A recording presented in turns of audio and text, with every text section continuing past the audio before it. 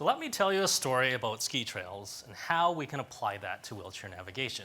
So if any of you have gone skiing, snowboarding, or hiking, you probably recognize these symbols. Green represents the beginner level trails, blue is intermediate, and black diamond are the most difficult trails. And I remember the very first time I went skiing, it became immediately obvious why this system was necessary. Because you don't want to go down a trail that you're mentally and physically not prepared to do. So my question is, why can't a similar system exist for wheelchair users to help them decide which routes to take? And the problem is that systems like GPS only are concerned about how to get from point A to point B in the shortest time, regardless of whether or not it's even possible for wheelchair users. For wheelchair users, it's not just about the destination, it's about the journey. Because without the right journey, there will be no destination. So my project looks at one aspect of that journey, which is rough and bumpy urban surfaces, like gravel, like bumpy floors. Rough and bumpy surfaces are problematic for 3 reasons. Number 1, they're hard to push through. In the long run, this leads to shoulder overuse injuries and chronic shoulder pain. Number 2, bumpy surfaces cause vibration. Vibration triggers spasms, which are very common for those with spinal cord injury.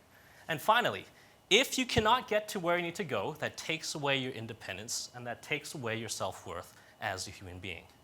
So my project has 3 stages. First, we build a test dummy to measure the weight distribution of a typical human wheelchair user.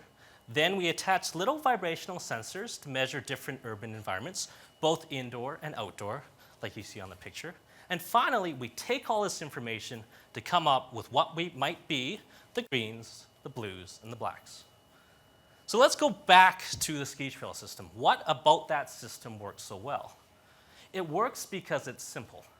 And it has to be simple because the environment is only part 1 of the equation. Part 2 is, what does the end user do with this information?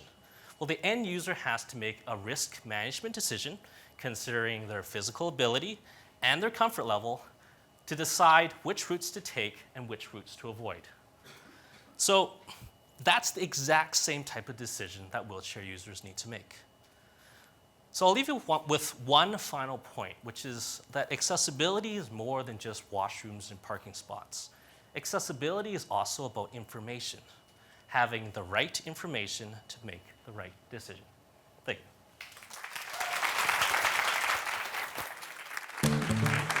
you.